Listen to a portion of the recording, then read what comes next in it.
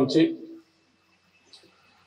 ఆర్టీసీని ప్రైవేటు పరం చేసి ప్రైవేటులకు ఆస్తులు అమ్ముకునే స్థాయి నుంచి మళ్ళీ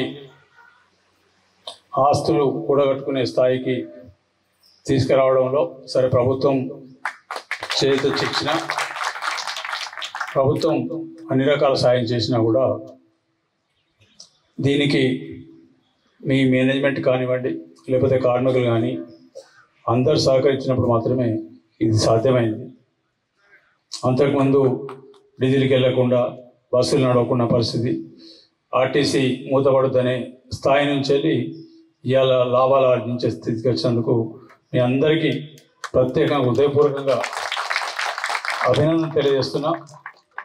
తప్పకుండా ప్రభుత్వం ఉన్నది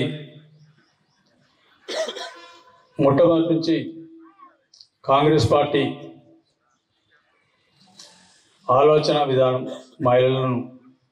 మహిళలను బాగు చేస్తే, మహిళలకు లాభం చేస్తే, మహిళలను ఆర్థికంగా గట్టిగా చేసినప్పుడు కుటుంబాలు బాగుపడితేనే ఒక ఆలోచనతోటి మొదటి నుంచి కూడా కాంగ్రెస్ పార్టీ దాదాపు 30-40 సంవత్సరాల నుంచి ఒకటే ఆలోచనతో తోడిపోతున్నాం. దాంట్లో భాగంగానే మహాలక్ష్మి స్కీమ్ కింద ఏదైతే ఎన్నికల సందర్భంలో గ్యారంటీ ఇచ్చినో దాంట్లో భాగంగా డిసెంబర్ 9, 2023 నాడు మా అధినాయకురాలు సోనియా గాంధీ బర్త్డే నాడు ఈ కార్యక్రమం గవర్నమెంట్ గెలిచిన తర్వాత ప్రభుత్వం ప్రమాణ స్వీకారంతో రెండో రోజే ఈ కార్యక్రమం తీసుకోవడం జరిగింది. తీసుకున్నప్పుడు చాలామంది భయపడ్డారు, ఇబ్బంది పడ్డారు, ఏమైందని. ఒక 4-5 నెలల లోపనే దాని ఫలితాలు కనబడ్డాయి.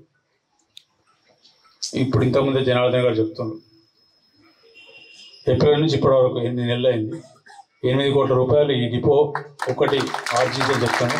నిజంగా నాకే ఆశ్చర్యం వేస్తుంది.